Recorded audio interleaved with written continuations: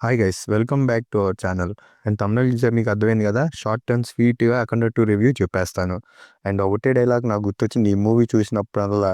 ఓ బాబు, flash man అంటే బాలకృష్ణ గారు అట్లా ఫ్లాష్ మ్యాన్లా వచ్చేసి వెళ్ళిపోతూ ఉంటాడు. ఆ ఫైటింగ్ అని అన్నీ అసలు నాకు సినిమా చూసినంతసేపు ఫ్లాష్ మ్యాన్ గుర్తొచ్చింది. అండ్ నెక్స్ట్ బోయపాటి గారు అఖండ 3 తీసే ఛాన్స్ ఏమైనా ఉంటే వద్దండి. ఎందుకంటే నాకెందుకు అనిపించింది, అఖండ లాంటి మాస్టర్ పీస్ని పాడు చేయకూడదు సీక్వెల్స్ తీసని నాకు అనిపించింది. And coming to the movie plot, movie plot ఏం లేదండి. అంటే విలన్ అసలు ఎందుకు, ఏం కావాలి విలన్‌కి, అండ్ ఈ అమ్మాయి ఎక్కడికెళ్తుంది, ఈ అమ్మాయిని కాపాడతానికి వాళ్ళే వస్తారు. అండ్ అసలు వీళ్ళకి చైనా వాళ్ళ సంబంధం ఏంది, సనాతన ధర్మం దీని మీద నడిచే ప్లాట్ అండి. అంటే సనాతన ధర్మాన్ని చూపించే విధానం నాకు చాలా బాగా నచ్చింది గానీ, బోయపాటి గారు చేసిన మైనస్సల్ ఏందంటే, అంటే మనకు తెలుసు 'నందమూరి ఫ్యామిలీ' అన్న, బాలకృష్ణ గారన్న డైలాగ్ డెలివరీలో ఫేమస్. ఇట్ మీరు ఒక 20 పేజ్ డైలాగ్ ఇచ్చినా చాలా ఈజీగా చెప్పేస్తారు బాలకృష్ణ గారు. అంటే అంత ఈజీగా చెప్తాడు గదా అని మూవీ మొత్తం అసలు డైలాగ్స్‌తో నింపేసినట్టు నాకనిపించిందండి. ఒక చిన్న టాపిక్ వస్తే బాలకృష్ణ గారు వచ్చేసి ఒక పెద్ద డైలాగ్ చెప్పేస్తాం. అంటే బాలయ్య గారి నుంచి మనం మాస్ ఎలివేషన్ అన్నీ కావాలి. డాన్స్ కావాలి, అన్నీ ఉండేయి. మ్యూజిక్ బావుంది, బ్యాక్‌గ్రౌండ్ స్కోర్ అంతా బావుంది. నాకెందుకో డైలాగ్స్ మరీ ఓవర్ అయిపోయినాయి. అంటే బాలకృష్ణ గారు డైలాగ్స్ సూపర్ చెప్తారు గదా అని మూవీ మొత్తం స్టోరీ ఆపేసి, ఏదో మూవీ రన్ అవ్వాలి 3 అవర్స్ అని డైలాగ్స్ ఎక్కువ పెట్టినట్టు నాకనిపించింది బోయపాటి గారు. ఒకవేళ మీరు 'అఖండ 3' తీసే ప్లాన్ ఉంటే స్టోరీ మీద కాన్సంట్రేట్ చేయాలని నేను కోరుకుంటున్నా.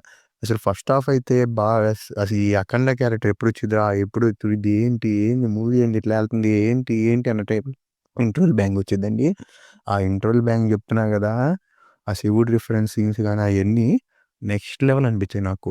ఇక్కడైతే 'నందమూరి తమ్మునికి' జెప్పాలి.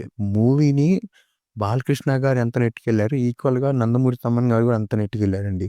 బోయపాటి గారు, బాలయ్య గారి ఈ సనాతన ధర్మ రిఫరెన్స్‌లో చాలా బాగా చూపించారు గానీ, డైలాగ్స్ కొద్దిగా తగ్గించి స్టోరీ మీద కాన్సంట్రేట్ పెట్టుంటే బావుండేదని నాకనిపించింది. అంటే బాలకృష్ణ గారు డైలాగ్స్ బాగా చెప్తారు గానీ, ఉంది కదా అని అంతే అదే విధంగా చెప్పి ఏదోలాగా అనిపించింది నాకు. అండ్ ఓవరాల్‌గా మూవీ అయితే నాకు బా నచ్చింది. పాజిటివ్ అయితే మాట్లాడాలంటే ముందు బాలకృష్ణ గారండి. బాలకృష్ణ గారు భుజం మీద యేసుకొని నడిపించారు మూవీని.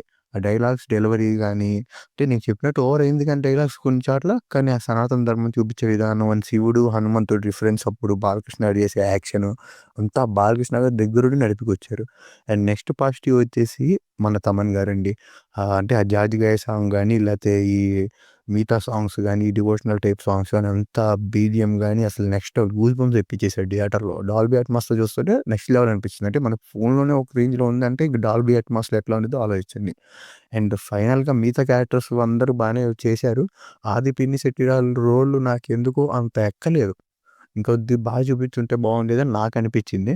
అండ్ ఓవరాల్‌గా మూవీకైతే నేను 3.5 ఔట్ ఆఫ్ 5 ఇస్తాను.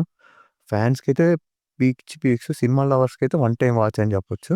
So, that's it for today video guys. See you in the next video. And మీకు మూవీ ఎలా అనిపించిందో కూడా కామెంట్ సెక్షన్‌లో చెప్పండి.